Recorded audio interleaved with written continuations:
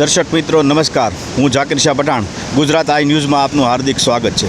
અત્યારે હાલમાં અમે શેત્રુંજી નદીના જેને જૂનો પુલ કહી શકાય તે પુલ ઉપર ઊભા રહ્યા છીએ। શેત્રુંજી નદી સૌરાષ્ટ્રની મોટામાં મોટી નદી છે, જેની લંબાઈ આશરે 189 કિલોમીટર છે। તે ગીરના જંગલમાંથી એનો ઉદ્ગમ થાય છે અને તે સરતનપર બંદર પાસે અરબ સાગર સાથે તેનું મિલન થાય છે। તે શેત્રુંજી નદી અત્યારે ગાંડી તૂર થઈ અને વહી રહી છે।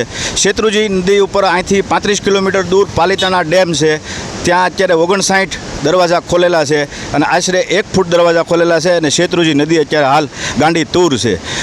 તળાજા તાલુકાના 12 ગામને તંત્રએ એલર્ટ કરેલા છે અને પાલિતાણા તાલુકાના 5 ગામને તંત્રએ એલર્ટ કરેલા છે। સાવચેતી રાખવી, નદીની અંદર અવર જવર ન કરવી।